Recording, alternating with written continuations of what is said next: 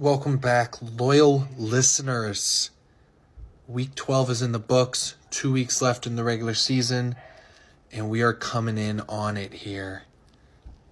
So, as you can see, I got a bunch of them wrong this week. I'm still floating way above 500 in my predictions, but as you can see by that first one, I lost. So get ready for a lot of salty little bitch activity from your boy Ford. Let's get into it. Before I start, I'll give it to Cal. I've been giving him shit all year. One, because he doesn't know anything about football. And two, because he's one of the more annoying people I've ever met. And three, he doesn't know anything about fantasy football. So the fact that he is in sole first place of our league is nothing short of a miracle. All respect to you, Cal. Turns out it's not that hard to win this. I'm just really bad at it.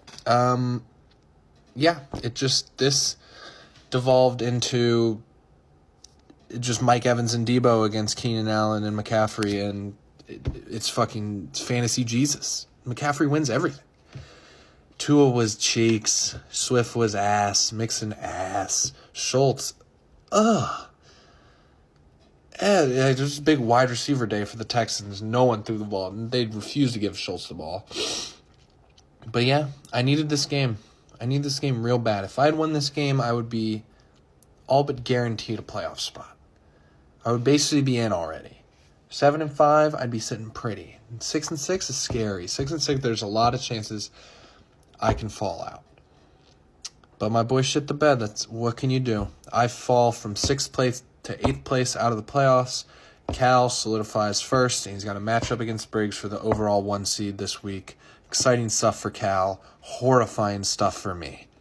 Let's go.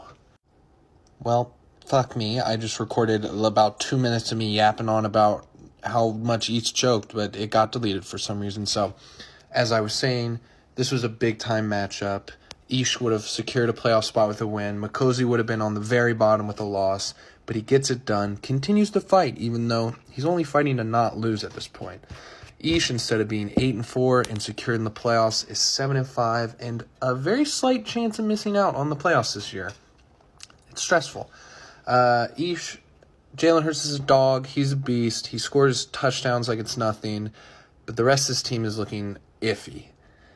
Derrick Henry only had 20 points on 2 touchdowns. That's iffy. That's like some Gus Edwards type line. Garrett Wilson got lucky with the touchdown. Hawkinson, last-second touchdown. I mean, without those random touchdown finds, this team is getting blown out, and the Hawkinson last-second touchdown makes this look a lot closer than it actually was. Sorry if I'm talking really fast. This is the second time I've talked about this. DJ Moore played shockingly well for a team that looked that bad. Nico Collins benefited from only wide receivers touching the ball the entire game, and God damn it, Jordan Love might be good again. I hate it here. Great win, Makosi. Ish, if you choke this, I swear to God. Let's fucking go, Maish. This man, at 3-7 at the bottom of the league, promised he was going to make the playoffs. And by golly, he's at 5-7. He's up to an 8% chance to make the playoffs. It could happen. He demolished Clay. Clay's team is the weird. He put up 75 this week, which means I'm assuming next week when he plays me, he's going to have 150. But that's not really what his team has done. He either puts up almost exactly 100 or he doesn't come close to breaking 100. This year he's had 41, 68, 74, 75, and 85. He's only broken 100 6 times this season. For reference, I'm tied with him, and I've broken 100 every time but once. This is Evan Clay Hate Week, ladies and gentlemen. Strap up. It's ready. Oh my God, I'm ready to beat this kid. That's for the next video. Good job, Maish. Maish, you got I went through the math today. There's a tiny percent chance to make the playoffs, but this was a good step. Team looks good. Cook, playing better. Rachaad White, still playing solid. DK's been cheeks. Brandon Cooks has been weirdly good. Kelsey, consistent. If he finds an end zone with that type of game, you're looking at like a 20, 25-point Kelsey game, which is all you need. Clay, the big three didn't show up. Amon-Ra showed up. Lamar and Barkley didn't. Not much else you can say. That's what you live and die on. I respect it. Bad loss, though. You're tied with me, and I'm not great. You're horrible. I'm not great.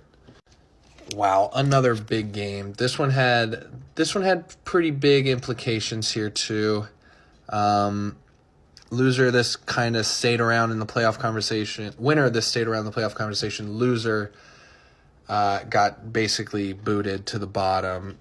Scott's officially eliminated from the playoffs, and Brett actually has a 16% chance. Andy's at 5-7 with Mace, so I don't really know how that works, but actually I do. I went through it today and spent an hour on it. He has the tiebreakers over most people. So if he gets to 7 wins, he needs one or two things to fall his way, but he's basically getting in. Anyway, Dak and CJ Stroud, the Texas quarterbacks are hooping. I think Dak's QB2. I think Stroud's QB5. I did not expect these two to be so good in fantasy, but goddamn. Pacheco had a good game for Scott. Scott put up, 125 in a 14-man league is very respectable numbers. It's just he caught Brett on Brett's best week.